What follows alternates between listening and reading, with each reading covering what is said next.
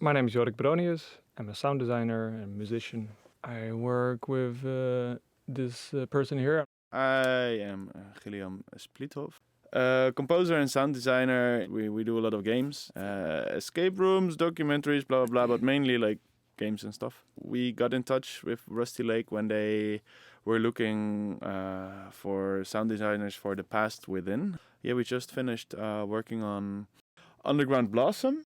Yeah, very interesting story revolving around time traveling subway. I'm Victor Butselaar from Amsterdam, the Netherlands, and I'm a composer. And you happen to know me by my work for Rusty Lake.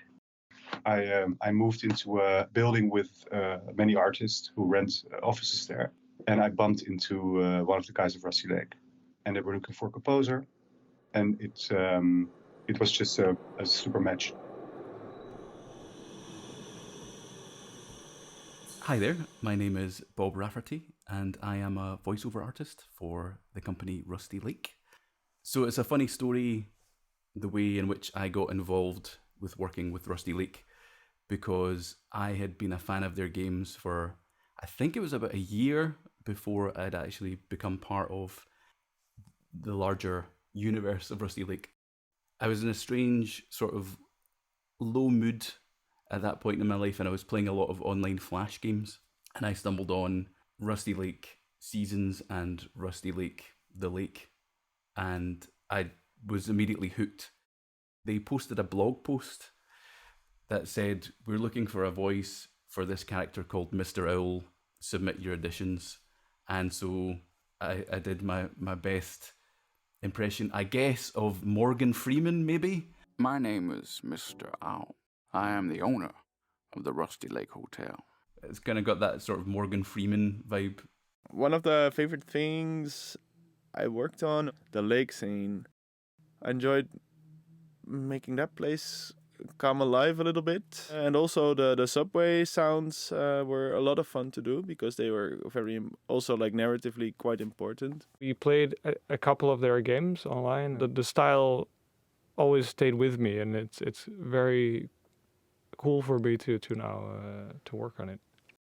Well, the atmosphere of Rusty Lake, it's a bit gloomy, but also it's friendly. So it never turns too dark.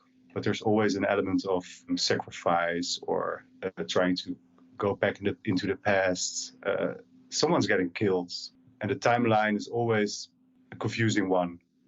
And so that kind of strange feeling of things suddenly changing, like in Rusty Lake Theatre, where Bob drinks a screwdriver and then, regurgitates a screwdriver. That weird takes you out of an everyday moment and makes it bizarre and strange. And so it has this creepy element with the corrupted souls, this spooky element, but then also there's a sort of odd, unsettling cuteness to some of the characters. The very surreal David Lynchian atmosphere was something that we wanted to have in the music. So it became a bit of a signature, a somewhat simple but clever piano theme. I don't know, generally speaking, it's like this macabre yet cartoony experience which really plays on suggestion and absurdity, and I don't know, it's just something that you experience, you go through it not knowing what's going to be next. A good example is, I think it's at Sorrow Cross, where Laura takes a pill, and then all of a sudden the whole scene shifts and becomes dream state, a bit dark, a bit trippy. Yeah, like nightmare, trippy, a bit weird.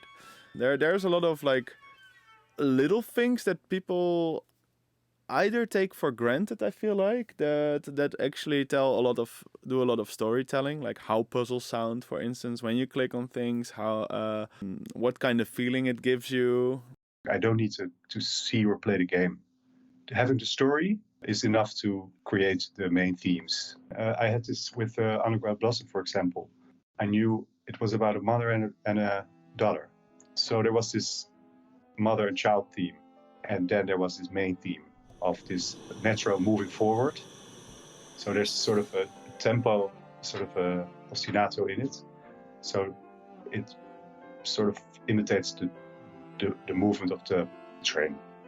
And it has quite some melancholy to it. Some of these things are like you do it like intuitively, and sometimes you really think beforehand, like where's the story going right now? Where are we now, and why should it sound like this? And you hear like this baby cry, and you hear this pigeon exploding, and for every sound, for us, it has a story. I think usually like there's a bunch of stuff that you can tell through sound, which the image cannot say. So there's the moment where Laura corrupts.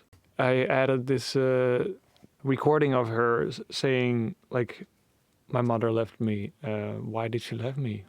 Will I ever know?" And the "will I ever know," I made it come back like in a reversed reverb kind of, just to signify like why her soul corrupted, because she could maybe never know why her mother left her.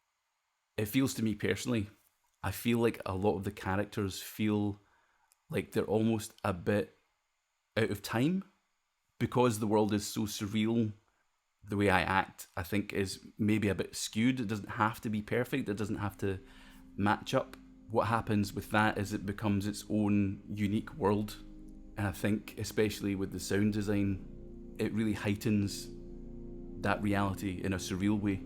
So when you knock something over or you stick a cotton swab up someone's nose, then the sound becomes really big and really in your face and almost unnaturally present.